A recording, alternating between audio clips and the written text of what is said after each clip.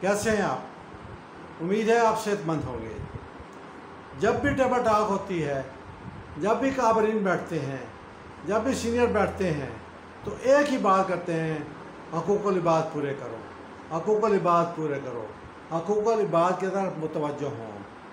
بندوں کا حق مارا جا رہا ہے، حقوق العباد، حقوق العباد، حقوق العباد۔ لیکن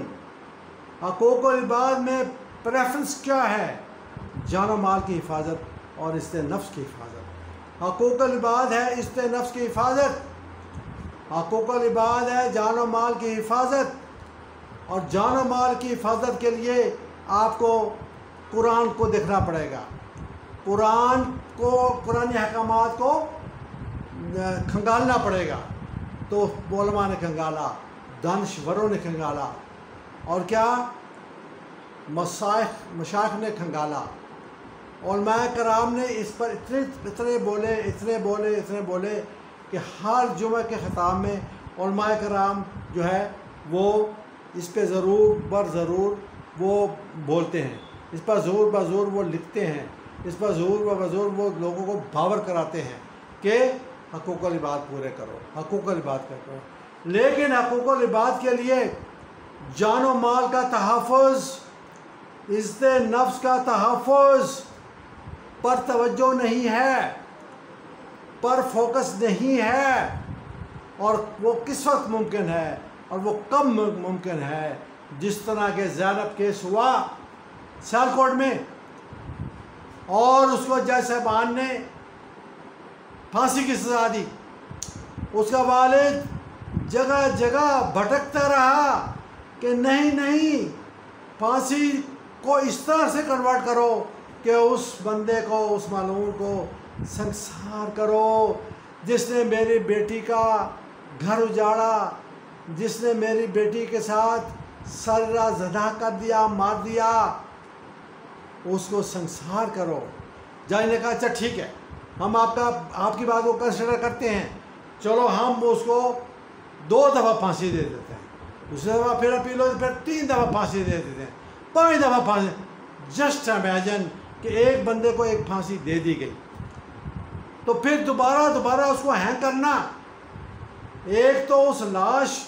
کی بھی بے حرمتی ہے، اور دوسرا یہ دین نہیں ہے۔ دین میں سنسار ہے، دین کے اندر اس کی سٹون ڈیتھ ہے، تو تب تو انسان ملتا ہے۔ حقوق العباد میں عزت نفس کی حفاظت، جان و مال کی حفاظت وہ تبھی ممکن ہے کہ قرآنی شرعی سزاؤں کو نافذ العمل کیا جائے، قرآنی شرعی سزاؤں کو ہماری عدالتیں اور ہمارے ججز جب بھی پنشمنٹ دیں تو at the time of punishment punish the criminals in the light of Quran accordingly۔ مجرم کو جرم ثابت ہونے پر وہ سزا دو جو قرآن میں لکھی ہوئی ہے، پھر تو آپ اس کو عدل و انصاف دیں گے اور ظالم کو کافر کردار تک پہنچائیں گے۔ سوری، معاف کرنا، میں جذبات پہ آ کر میرا گلا بھی پھنس گیا تھا، تو میں اس قدر درد رکھتا ہوں عوام کا، اس قدر درد رکھتا ہوں مظلوم کا، کہ ظالم کو وہ سزا دو جو عبرتناک ہے، اور عبرتناک سزا جو ہے وہ صرف قرآن و حدیث سے ملے گی، کسی لارڈ مکالے کے قانون سے آپ کو نہیں ملے گی، کارل مارکس کے قانون سے آپ کو نہیں ملے گی، کسی بھی یہود و نصارہ کے قانون سے آپ کو نہیں ملے گی۔ آپ کو صرف اور صرف سیدنا نبی الزمان، آخری نبی الزمان حضرت محمد صلی اللہ تعالی علیہ وسلم کی ہدایت کے مطابق، اس کے لائے ہوئے قرآن کے مطابق، اس کے لائے ہوئے شریعت کے مطابق، اس کے لائے ہوئے احادیث کی روشنی میں ہی آپ کو مل سکتی ہے۔ ادروائز سب بلیک میلنگ ہے، سب جھوٹ ہے، سب ٹھگی ہے، سب فراڈ ہے، سب چور بازاری ہے، اور یہ قانون جو ہمارا ہے وہ ممکنات ہے، جس طرح مرضی اس کو گھما لو، جس طرح مرضی اس کو کر لو، ٹھیک ہے۔ تو ہمارے دستور پاکستان کے اندر بھی یہ حکم دیا گیا ہے، یہ لکھا گیا ہے، چیپٹر 9 پیج 145 آرٹیکل 1 کے تمام قانون جس دستور پاکستان کے اندر ہیں وہ سب کے سب قرآن کے مطابق ہیں،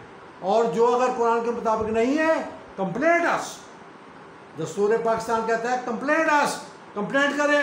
کہ یہ قانون جو ہے جو دستور پاکستان میں ریٹن ہے وہ قرآن کے متصادم ہے، تو قرآن سے متصادم قانون جو ہے جو بھی ہے وہ بند ہونا چاہیے، اور عدل کے لیے اور حقوق العباد کے لیے مجرم کو جرم ثابت ہونے پر وہ سزا دی جائے جو قرآن پاک میں لکھی ہوئی ہے۔ جزاک اللہ، فی امان اللہ، پاکستان زندہ باد، پاک آرمی پائندہ آباد، خدا پہ مان دے، اللہ پہ مان دے، وش یو گڈ لک۔